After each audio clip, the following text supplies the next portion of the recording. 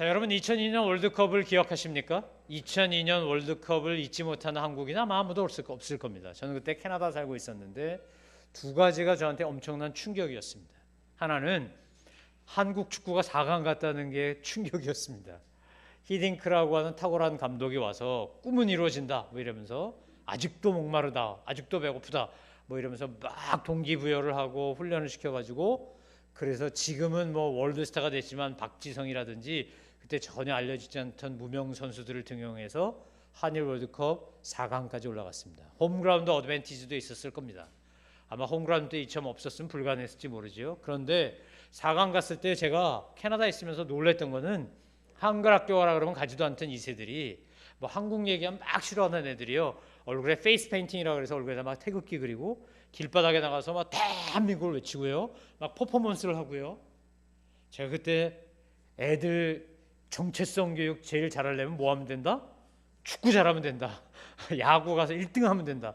월드 베이스볼 뭐 이런 데서 막 1등 하잖아요. 그러니까 애들이 막 그때요 막 엄청난 자부심을 느끼는 거예요. 제가 그걸 보고 굉장히 도전과 감동을 받았었어요. 잊을 수가 없어. 전부 빨간 옷 입고 나와가지고 막 붉은 악마라 그러면서 막 난리를 치는데, 이야, 이건 뭐 서울만 그런 게 아니고요, 전 세계가 다 그랬어요. 근데 또 하나 잊지 못하는 충격이 있어요. 그건 뭐냐, 여러분 기억하시는지 모르겠는데 2002년 한일 월드컵 전에 1998년 4년 전에 월드컵 때 누가 우승했는지 아십니까? 2002년이 너무 감격스러워서 그 이전 것도 그 이후 것도 알지 않기로 했노라 뭐 그런 얼굴들인데, 이 1998년도에 우승한 팀은 프랑스였습니다. 세계 1위였습니다. 여러분 지네디 지단 뭐 이런 사람 이름 기억하시죠? 그런데요 2002년 한일 월드컵 때 이 프랑스가 월드컵에 전혀 출전한 세네갈이라는 아프리카 팀에게 1대0으로 져서 탈락해버렸습니다. 전 충격이었습니다. 프랑스, 이태리, 스페인, 포르투갈, 브라질, 아르헨티나 뭐 이런 나라들, 영국 이런 나라들은요 최소한 어디까지는 보장된 거냐, 8강까지는 보장된 겁니다. 그래갖고 이 8개 팀이 누가 이길까 그날따라 컨디션이 어떠냐에 따라서 이기기도 하고 지기도 하는 거지, 그렇게 예선전 같은 데서 막 떨어질 거라고, 본선에 와가지고 1차전에서 다 떨어질 거라고 아무도 상상을 못했습니다. 아마 가장 놀란 건 프랑스 자신이었을지도 모릅니다. 그런데 그때 세계 외신들이, 스포츠에 관계된 전문가들이 뭐라고 했느냐 따라해 보시겠습니까? 교만은 패망의 선봉이니라. 이거 어디서 많이 듣던 말씀이에요? 어디에 있습니까? 성경에 있습니다. 잠언에 있어요. 잠언만 있나요? 여러 곳에 있어요. 교만은 패망의 선봉이니라. 세계 1등 프랑스가 생각할 때 그 당시 피파 랭킹이 86인가 뭐 이 정도밖에 안 됐습니다. 세네갈이. 까짓거 세네갈 찜이야? 이러다가 어떻게 했어요? 쳤어요. 여러분 오늘 본문은 우리에게 뭐라 말합니까? 자, 3절 다시 한번 읽어보겠습니다. 시작. 나는 내게 주신 은혜를 힘입어 여러분 각 사람에게 말합니다. 여러분은 마땅히 생각할 그 이상의 생각을 품지 말고 오직 하나님께서 각 사람에게 나눠주신 믿음의 분량대로 분수에 맞게 생각하십시오. 뭐하게 생각하라고요? 분수에 맞게 생각하라. 프랑스가요 우월감에 빠진 거죠. 교만한 거죠. 내가 1등이야. 세네갈 찜이야.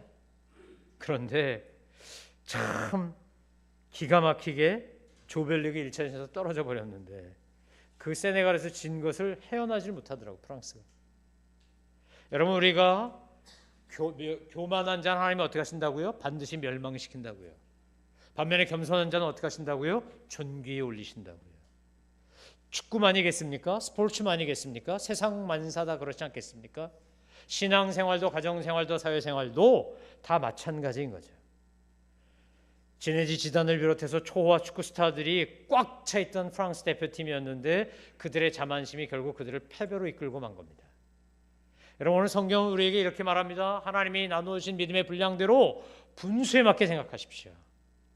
우리에게 교만함도 또 심한 자기 비하도 성경은 허락하지 않는다는 겁니다. 성경 우리에게 뭐라 말씀하신다고요? 주신 믿음의 분량대로 생각하라고요. 아멘.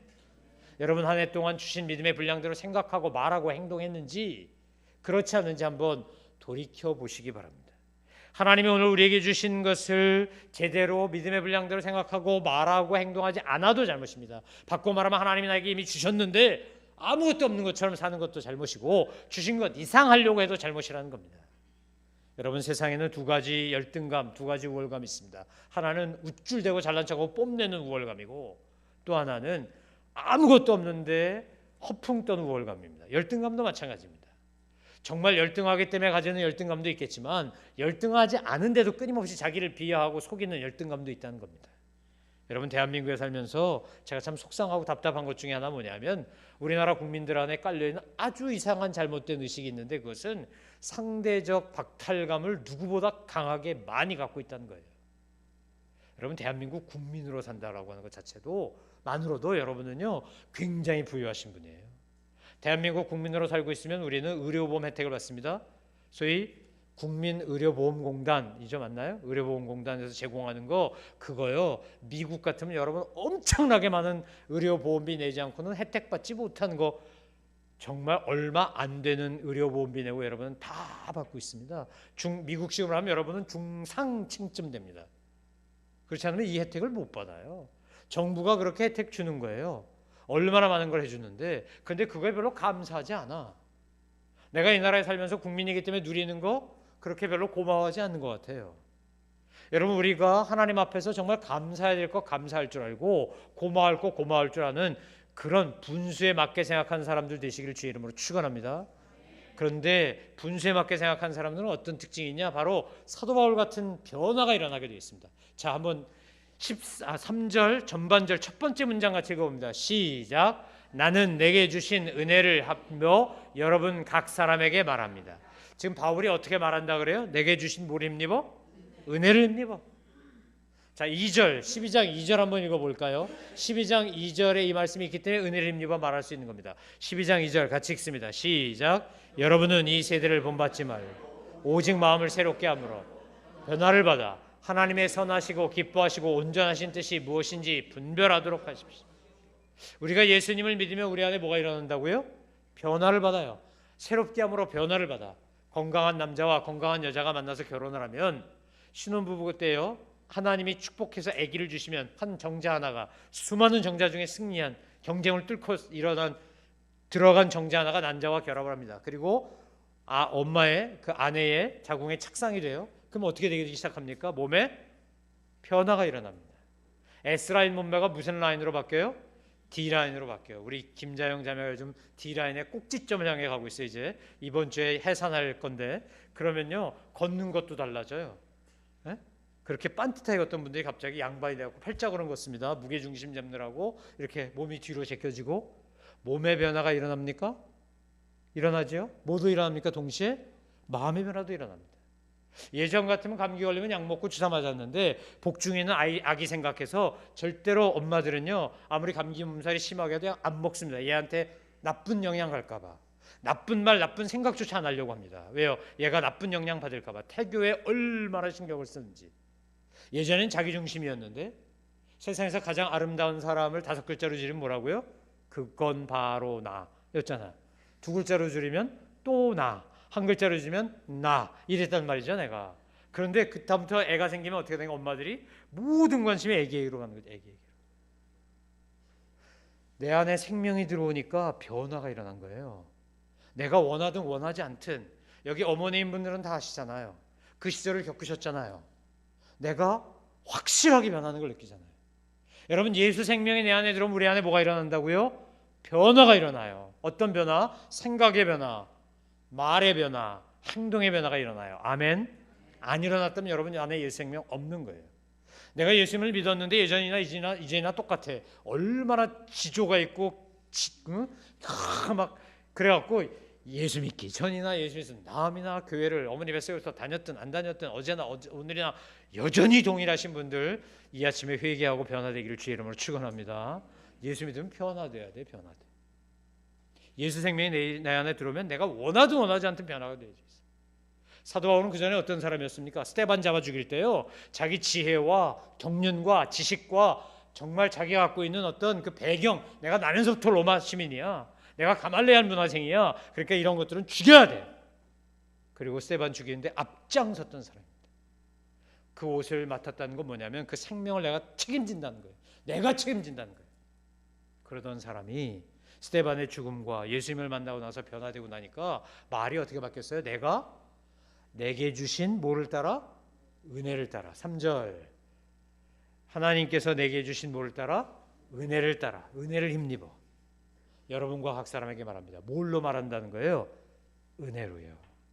지식으로 말하지 않고 경험으로 말하지 않고 스펙으로 말하지 않고. 제 처남도 대기업에 이사를 하면서 임원이었지만 요즘 제 또래들을 만나서 이야기를 들어보면 신입사원 뽑는데 정말 힘들대요. 왜냐하면 스펙이 너무 좋대. 스펙은 뭐 KS 마크에 뭐 해외 연수 가고 뭐 유명한 대학 나오고, 근데 막상 뽑아갖고 일을 시켜보면 6개월 1년을 못 견디는 애들이 너무 많다는 거예요. 그 힘든 대기업을 뚫고 들어왔는데도 불구하고 힘만 들면 어디다가 문자 보내는데, 카톡한데 누구한테 보내? 엄마한테 보내지.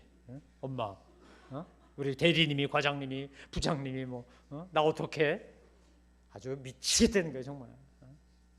그리고는 어느 날 사표도 안 내고 안 나오는데 그냥. 그럼 누구한테 문자 보내야지 소식을 알아요? 엄마한테 보내야지.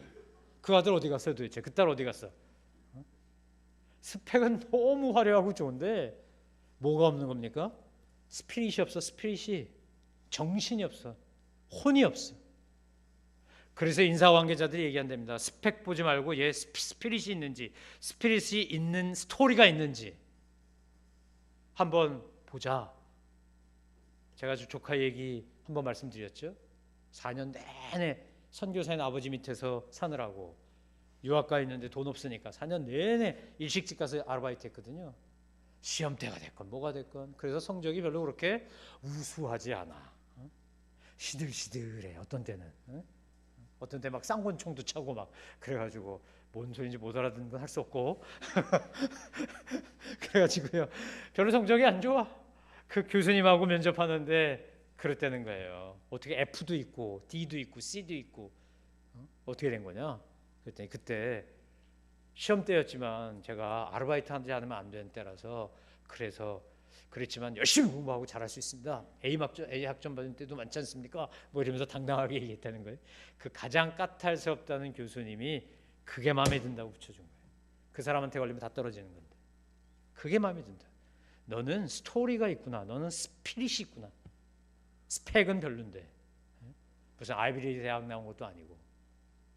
여러분, 우리가 예수님을 믿으면 우리 안에 뭐가 일어난다고요? 변화가 일어나요. 스피릿이 바뀌어요.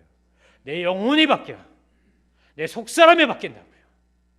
겉사람은 똑같을지 모르나, 겉사람은 날로 후패할지 모르나 속사람이 바뀌어요. 애들한테 설교한 것처럼 보는 눈이 바뀌어요. 믿음의 눈이 바뀌어요.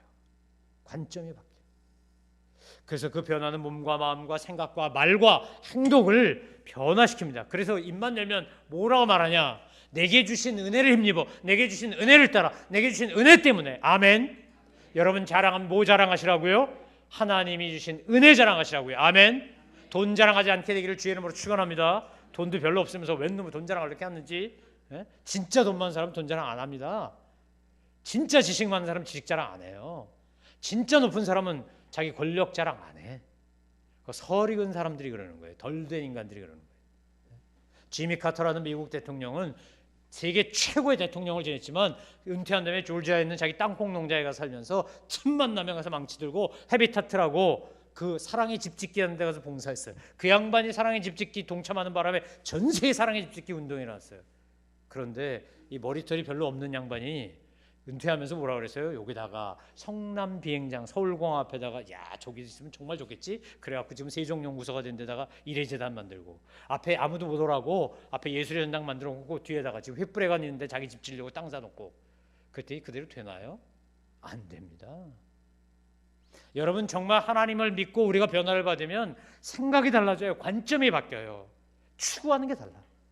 왜 KT 데이비스는 부족한 게 없는데? 그는 아까 보셨죠? 저런 집 아무리 테네시주라도요 저런 집 살려면 100억 듭니다. 저거 저런 게 만약 뉴욕이나 캘리포니아에 있으면 몇백억 드는 거예요. 보셨잖아요. 앞에 분수도 있고 쫙 돌아가. 무슨 백악관이야 거기가? 그런 집에 살았다니까. 고등학교 때 스포츠카 타고 학생회장하고.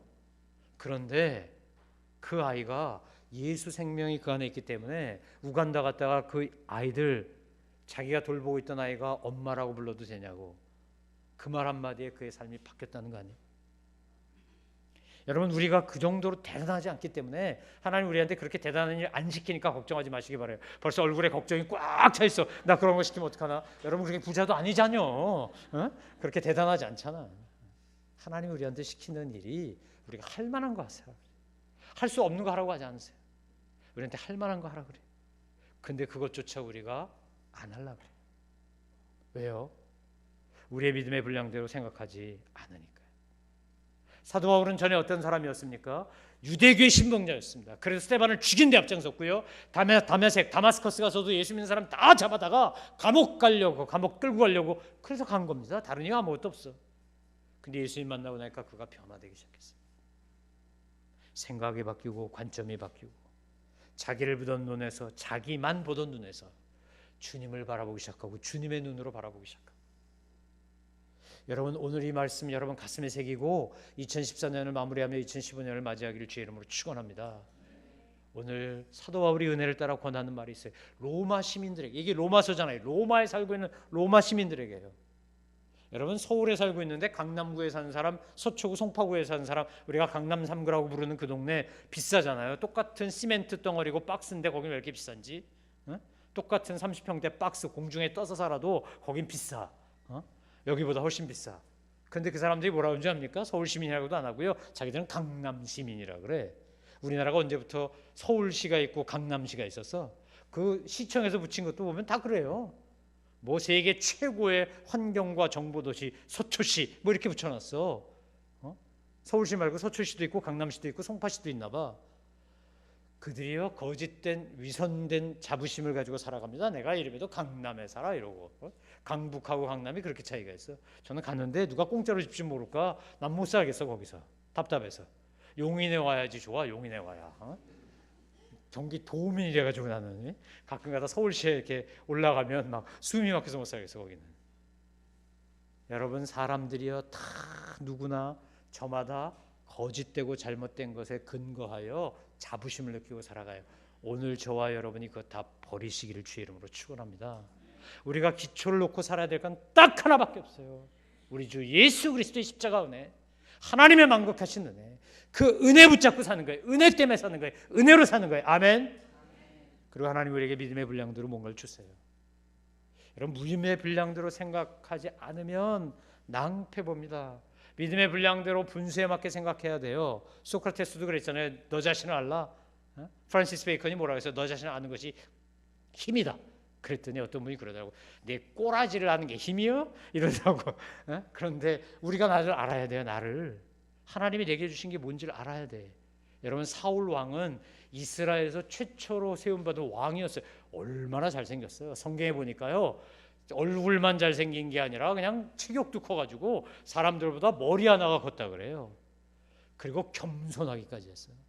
사무엘을 왕으로 세울 때 그는 내가 왕감이 아니라 그랬어요. 그러던 그가 분량도로, 믿음의 분량도로 생각하지 않고 분수에 맞게 행동하지 않으니까 어떻게 하는 거예요? 자기의 사위인 다윗을 죽이려고 그러고, 사무엘이 오기도 전에 자기가 전쟁에서 이기고 싶으니까 먼저 하나님께 제사 드렸어요. 그 제사 끝나자마자 사무엘 왔어요. 그만큼만 기다리면 됐는데. 여러분, 이게 얼마나 안타까운 일이에요. 우리가 하나님 앞에서 온전히 생각하는 대로 믿음의 분량대로 생각하지 않으면 이런 실수와 잘못을 저도 여러분도 합니다. 뿐만 아니라 믿음의 분량대로 생각하지 않아서 낭패본 죽은 아주 불행한 두 부부가 있어요. 구약에 하나, 신약에 하나. 제가 대표로 꼽는데, 구약에는 아합과 이세벨. 왕은 뭐 하는 사람입니까? 왕은 백성들의 재산을 보호하고 공의롭게 통치해야 존경을 받아요. 근데 어느 날 이 아합도 남아보였나 봐. 나봇의 포도원을 보는데 너무 갖고 싶어. 징징거렸겠지. 그러니까 이세벨, 그 독한 여자가 어떻게 되는 거예요? 아니, 왕인데 그까짓 거 뺏어버리면 되지. 그게 뭐가 문제냐고. 그래서 나봇의 포도원을 뺏었어요. 뺏었더니 어떻게 됩니까? 엘리야가 예언한 대로 아합도 죽고 이세벨은 성에서 던져져서 들깨가 와서 다 뜯어먹어가지고 그 살점 하나 형체를 알아볼 수 없게 만들어놨어요. 왕이면 왕답게 생각해요. 가장 불행한 부분은 어떤 부분이냐면 아나니아와 삽비라입니다. 아나니아와 삽비라는 뭐 하다 죽었어요? 헌금하다 죽었어. 세상에 도적질하다 죽은 것도 아니고, 간음하다 죽은 것도 아니고, 살인하다 죽은 것도 아니고, 헌금하다 죽었어. 바나바라고 불리우는 사람이 헌금을 많이 하고 자기 재산을 팔아가지고 그 사람이 키프로스 구부로 주신 사람인데 초대교회 필요한 것을 제공하고 존경을 받는 걸 보고 부러웠어요. 이 거룩한 부러움은 꼭 필요해요. 하지만 거룩한 부러움이 있어도 내가 할 수 있는 만큼만 해야 돼. 아나니아와 삽비라 부부가 얘기했죠. 야, 우리도 재산을 팔아갖고 헌금하면 우리도 저 바나바처럼 저렇게 존경받을 거야. 그러니까 우리가 그렇게 하자. 그래서 재산을 다 팔았어요. 팔아가지고 오는데 뭐 생각났다고? 본전 생각났어요. 노후 걱정도 되고 자식 걱정도 되고. 인간적으로 그럴 수 있잖아요. 얼마든지. 그러니까 그냥 베드로한테 가서 솔직하게 얘기했으면 돼요. 다 팔아서 헌금하려고 그랬는데 막상 다 팔아가지고 재산을 정리해보니까 노후도 걱정되고 자식도 걱정되고 그래서 제가 이건 다 떼어놓고 요만큼 제가 기쁨으로 할 수 있는 요만큼 가져왔습니다. 그랬으면 안 죽었어요. 그런데 아나니아와 삽비라가 와서 헌금하다가 베드로가 물었죠. 이게 다냐? 뭐라고 대답해야 되는 거예요? 다 아니에요. 이래야 돼요. 다 아니에요. 다 바치고 싶었는데 막상 정리해보니까 안 돼서 베드로 사도님 제가 요만큼 기쁨을 할 수 있는 요만큼 가져왔어요. 그랬으면 안 죽어. 아나니아도 죽고 삽비라도 죽었어요. 하나님이 아나니아와 삽비라에게 너 재산 다 바쳐라고 한 적이 없어. 그렇게 요구한 적이 없어요. 아합과 이세벨에게 나봇의 포도원을 빼앗으라고 한 적이 없다고요. 사울 왕에게 너는 왕이지 너는 사사 아니라 그러셨지. 사사의 역할까지 네가 하라고 한 적이 없어.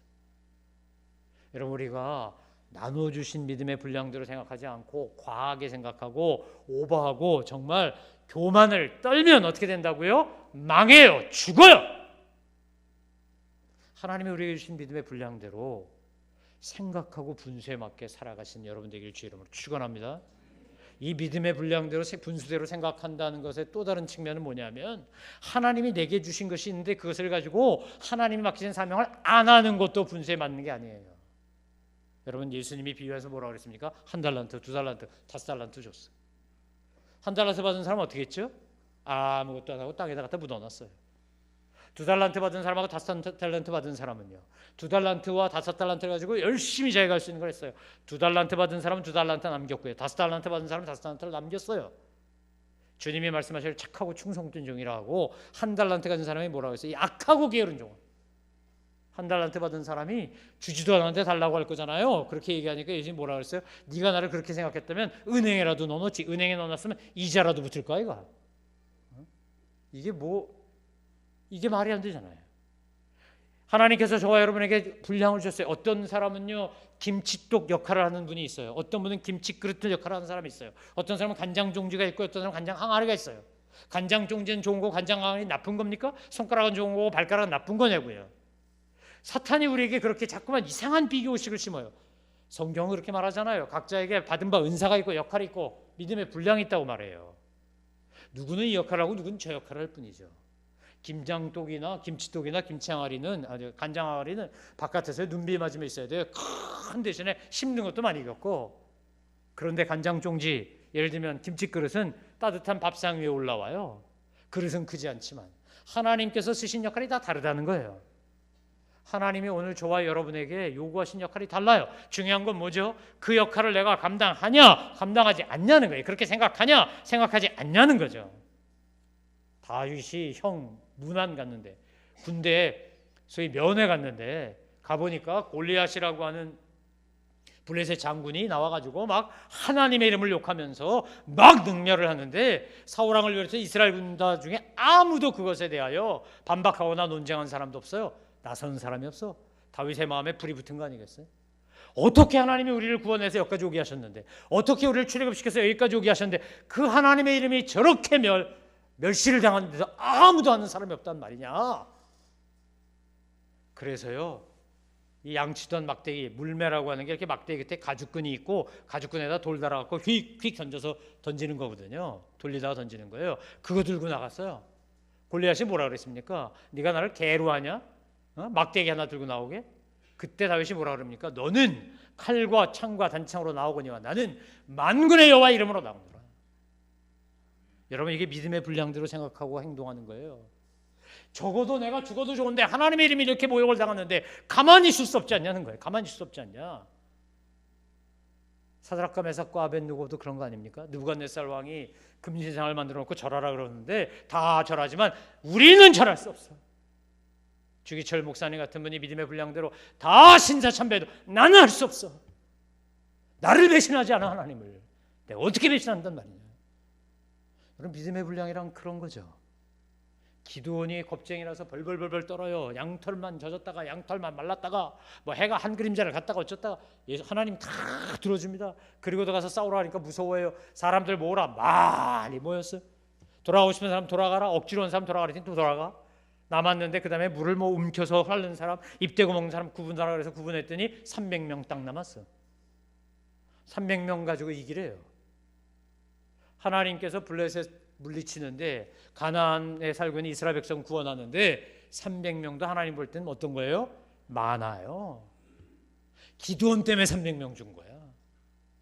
기드온이 믿음 가지고 나가니까 어떡합니까? 믿음의 분량대로 분수에 맞게 나가니까 하나님이요 대승을 거두게 하셔. 여호수아가 이스라엘 백성들 데리고 가나안 정복할 때 여리고 돌 때 얼마나 답답했겠어요. 아말렉하고 전쟁에도 이기고 그가 용사인데 나 좀 싸움 좀 하는데 그런데 아무것도 하지 말래 하나님이. 그냥 조용히 하루에 한 바퀴 마지막 날 7바퀴 돌고 그 다음에 소리 한 번 지르면 무너질 거래요. 자기 생각대로 했으면 어떻게 하는 겁니까? 가서 나와 전쟁하자 뭐 이래야 되는 거예요. 그런데 믿음의 분량대로 생각하면 뭐예요? 하라는 대로 하는 거지. 하라는 대로. 주님이 주인이시니까 주인이 시키시는 대로. 그리고 돌고 그리고는 어떻게 합니까? 여리고가 무너져. 오병이어를 드린 소년도 자기가 가진 게 그거밖에 없지만 이거라도 나누고 싶어. 믿음의 분량대로. 사랑하는 성도 여러분, 하나님이 주신 믿음의 분량대로 분수에 맞게 생각하고 행동하신 여러분 되기를 주의 이름으로 축원합니다. 우리가요 분수에 안 맞는 짓을 하면 안 돼.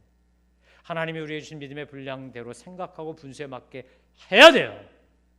누구는 선교사로, 누구는 목회자로, 누구는 사역자로. 저희 교회는 앞으로 그런 일이 없겠지만 제가 분명히 믿는데 다른 교회는 꼭 장로 선거하고 나면 꼭 시험에 들어가고 일가를 데리고 떠나는 참 이상한 출애굽하는 분들이 가끔 있어요. 그것도 그냥 하는 게 아니라 시끄럽게 굴고 막 나가. 막 먼지 일으키고 막 내가 뭐 장로가 되지, 나 같은 사람이 장로가 안 되면 누가 장로가 되냐고 말이지. 이러면서 여러분 성경 읽어보니까 장로라고 더 좋은 데 가고 하나님이 더 면류관 많이 주고 목사라고 더 대우해 주나요? 아닙니다. 아무리 성경을 읽어봐도 직분과는 아무 상관이 없어요. 착하고 충성된 종아 이것만 있지. 우리 목사들끼리 하는 농담 중에 그런 거 있습니다. 우리 목사 잘해야 돼 이러고 천국에 갔더니 하나님께서 예수님께서 어떤 성도가 오니까요 막 뛰어나와가지고 막 짜장면에 탕수육에 팔보채에 막 그 성도가 중국집 음식 좋아한다고 잔뜩 차려주더래. 근데 이번에 잘 알고 있는 아주 헌신 많이 하고 수고한 장로님이 왔더니 딸랑 짬뽕 하나 주더래요. 예? 그래서 장로님이 그걸 먹으면서 기분 나빠갖고 아니 예수님 저기는 팔보채 짜장면에 양장피에 뭐 별의별 거 다 주면서 난 왜 짬뽕만 줍니까? 그랬더니 너 짬뽕 좋아하잖아 그러시더래. 근데 보니까 목사님이 없어. 목사님 차 목사님 어디 갔어요? 그러니까 배달 갔어. 배달. 우리끼리 잘해야 된다고 한 농담에 이게 배달한다는 철가방을 든 사나이 안 하려면 목사 노릇 잘해야 된다. 정말 목사라고 하나님이 더 상급 주나요? 장로라고 더 권사라고 뭐 5대 믿음이라고? 노웨이 아닙니다 여러분. 아니에요. 우리에게 주신 믿음의 분량대로 분수에 맞게 생각하고 행동해야 하나님이 복을 주고 은혜를 줘요. 사도 바울이 뭐라 그랬습니까? 주 예수께 받은 사명 곧 주의 은혜의 복음을 전하려면은 내 목숨을 아까워하지 아니하노라. 왜? 내가 죄인 중에 괴수인데 나를 건져주셨으니까. 내가 가장 나쁜 놈인데 나를 용서하셨으니까. 나 같은 것을 사용해서 주의 도구로 삼으셨으니까. 제가 저기다 붙여놨는데 수요예배 때 말씀드린 것처럼요. 제 후배 하나가 글을 보냈는데요. 제가 글을 읽고 울고 읽고 울고 얼마나 은혜를 받았는지. 제목이 이겁니다. 여호와는 나의 목자시니 네 그것이면 충분합니다. 원래 영어로 된 글입니다. 그게 Lord my shepherd. Yes, that is more than enough. 이건 차고 넘칩니다. 이거였어요. 그걸 이제 번역해서 누가 올린 글을 읽은 거죠. 이 형제, 이 자매가. 그리고 저한테 보낸 거예요. 그 맨 마지막에 자기 이름을 넣어서 여호와는 나의 목자시니 네, 그것이면 충분합니다. 여호와는 차광선의 목자시니 네, 그것이면 충분합니다. 다른 게 다 없어도. 제가 그걸 읽고 얼마나 반성하며 읽고 또 읽었는지 모릅니다. 정말 그랬을까 우리가?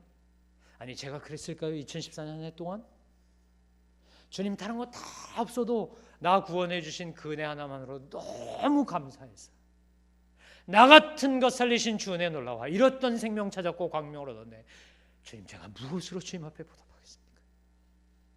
지옥 아래 못 가기 딱 좋은 인간이었는데 양심의 손을 얹고 기도해보면 돌아보면 정말 완악하고 패역한 인간인데 이기적이다 그렇게 이기적일 수 없는데 그런 나를 위하여 주님 십자가 달려 돌아가시고 나를 구원하셨으니 주여 제가 이 은혜 어찌 갚으리까 우리가 그러고 살았느냐 이 말이에요. 사랑하는 성도 여러분, 제가 2002년을 잊지 못하는 것 중에 하나는 그때 제가 섬기던 교회 건축을 하려고 땅을 사려고 할 때 한 분이 헌금을 보내면서 보낸 편지도 저에게 2002년을 잊지 못하게 합니다. 캐나다에 있었던 시절인데 제가 한번 읽어보겠습니다. 지난 2월 말에 이곳으로 이민하여 이제 겨우 2개월 남짓된 이민 초년백 누구누구입니다. 처음 가족 없이 혼자 차도 없이 교차로 하나는 무가지 보고 한국 사람들 주로 타는 택시 타고 중고차 시장에 그래도 차는 있어야 될 것 같아 차 사러 갔다가 그 기사분 얘기가 요즘 이민 온 사람들이 제일 많이 가는 교회가 미랄교회라는 말 듣고 반가워서 교회를 스스로 묻고 찾아와 몇 번 예배 드렸습니다. 새벽 기도도 참석했습니다. 그리고 고 윤장로님의 장례식 집전하실 때 목사님 말씀을 듣고 목사님 말씀이 제 마음을 터치했습니다. 그 윤장로님이란 분은 서울대학교 법대 수석 입학 수석 졸업한 분인데 그분 아버지가 일제시대 때 지식인이어서 월북했습니다. 납북이 아니라 월북. 그래갖고 연좌제에 걸려가지고 이분은 사법고시 아무리 붙어도 맨 마지막 면접에서 떨어져요. 몇 번 떨어지고 난 다음에 포기하고 이민 와서 보험회사 직원으로 일하면서 자기 아들 변호사 만든 그런 분입니다. 그분이 돌아가셨어요. 그분이 이제 경기고등학교 서울대 나온 분인데 그때 경기고등학교 서울대 나온 후배들이 얼마나 많이 오는지 전 캐나다 토론토에 그렇게 KS 마크가 많은 줄 처음 알았어요. 이분도 KS 마크라서 저한테 그렇게 보낸 거예요. 이제 막 이것저것 주변에 대해 정리하고 지지난주부터 뭘 하며 새 인생의 기초적인 호구지책을 마련해 놔할까 생각하다가 어차피 이 얼굴에 이 나이에 이 피부에 이렇게 비전문직으으로 살아왔던 우리 세대의 완벽한 무대책성으로 뭘 할 수 있을까 생각해서 허드렛 일을 하기로 결정했습니다. 이 나라 사람들이 요즘 잘 먹는다는 일식집에 가서 주방 보조부터 해야지 싶어서 그곳으로 가기 위해 열심히 이제 한국신문 찾아가지고 일식집 주소 알아내서 발품 팔며 문을 두드렸습니다. 제가 뭐 마음먹은 게 그리 큰 사건이겠습니까마는 이를 꽉 깨물고 오래 있어봐야 제 턱이 나쁘지 세상에 뭐 싱긋이야 하겠습니까? 그럼에도 불구하고 이 깨물고 열심히 쫓아다녔습니다. 나이 많다고 퇴짜, 이런 일 안 할 사람같이 생겼다고 퇴짜, 해본 경험 없다고 퇴짜. 제가 이래봬도 왕년에 강남의 일식집은 섭렵했는데 주로 먹느라고 다녔지만 해본 적은 솔직히 한 번도 없었습니다. 하지만 열려야 두드린다는 믿음 가지고 열심히 일일이 전화 걸고 찾아다녔더니 마침내 한 일식집 주인께서 저를 긍휼히 여기사 주방 보조로 받아주었습니다. 그래서 열심히 일하고 있는데 5년이나 주방 보조했던 한 젊은이가 경험 많고 젊은 그분이 마음을 바꿔서 더 있겠다고 하는 바람에 살펴보니 그 사람은 이게 생계의 전부인 것 같고 자기는 그렇지 않아서 어제 일부로 미필적 고의성 결석을 했습니다. 그리고 어제부로 잘렸습니다. 그리고 자르면서 받은 돈 바로 그것이 이 300불입니다. 바울이 좀 얻어맞았다고 선교여행을 중단하겠습니까? 그분과는 비할 데 없는 한심하고 초라한 저이지만 저는 그래도 예수 믿는 사람답게 내일부터 또 일식집 문을 두드릴 것입니다. 스시 보조 자리를 찾아 이 집 저 집 문을 두드리며 다닐 것입니다. 그런데 다니기 전에 이 300불 이곳에서 받으며 쫓겨남에 받은 전부, 캐나다에서 받은 월급의 전액 하나님께 드리고 싶어서 이렇게 보냅니다. 건축원금으로 써주십시오. 추후에도 벌이가 생기면 제가 할 수 있을 만큼 또 하겠습니다. 목사님 늘 강건하시고 좋은 목사님 되시고 주님께서 눈동자처럼 지켜주시는 목사님 되시고 귀한 교회 되기를 바랍니다. 하찮은 이야기 끝까지 읽어주셔서 감사합니다. 2002년 5월 10일 누구누구 올림 이러고 저한테 편지로 동봉돼 왔던 헌금입니다. 잊을 수가 없어요. 제가 이름 대면 여러분 다 아는 유명한 회사의 CEO였습니다. 이분이. 그리고 자기 아내도 외국계 은행의 소위 부행장까지 하는 아주 유능한 분들입니다. 자녀 다 키우고 이분들도 돌아와서 지금 제주도에 가면 뭐 초콜릿 뭐쪽 하는 그런 거 하고 있는 그런 분들입니다. 그게 전국에 몇 개나 있고, 그런데 와서 겸손하게 이민자처럼 살겠다고 그렇게 스시집 보조 주방 갔다가 받았던 월급 전액 드리면서 나중에 그분이 저한테 한 고백입니다. 제가 나중에 알고 고백한 게 이거였었어요. 목사님, 저한테 솔직히 말하면 300불 아무것도 아니지만 내 평생에 그렇게 구박받아가며 천대받아가며 그렇게 문전박대 당하다가 겨우겨우 얻어서 들어간 직장에서 받은 첫 월급이라 얼마나 좋았는지, 얼마나 귀했는지, 그래서 하나님께 드리고 싶어 드렸습니다. 지금도 제가 드린 헌금 중에 최고입니다. 그게. 그런 고백을 하시더라고요. 사랑하는 성도 여러분, 하나님이 저와 여러분에게 믿음의 분량대로 우리에게 주신 사명이 있고 역할이 있고 우리가 살아가야 될 모습이 있습니다.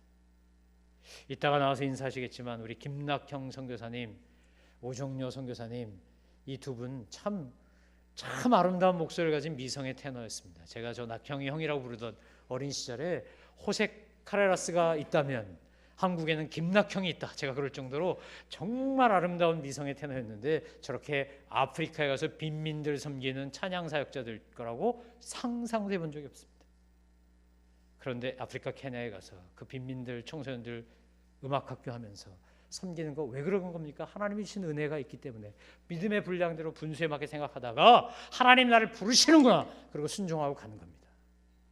2007년 미국 LA에서 만났을 때 나 이제 아프리카 간다 그 소리 들었는데 벌써 가서 그렇게 오랫동안 섬기고 있는 모습 보고 얼마나 좋았는지, 얼마나 감사한지. 사랑하는 성도 여러분, 오늘 저와 여러분에게 하나님이 맡기신 작은 일들이 있습니다. 내가 할 수 있는 일들입니다. 아니, 내가 해야 하는 일들입니다. 오늘 믿음의 분량대로 다윗처럼, 기드온처럼, 여호수아처럼 정말 믿음으로 나아가면 하나님 우리를 통해서 놀라운 기적을 일으키실 줄 믿습니다. 믿음의 분량대로 생각하고 분수에 맞게 생각하고 행동함으로 하나님의 영광을 드러내는 저와 여러분 되시기를 주님의 이름으로 축원합니다.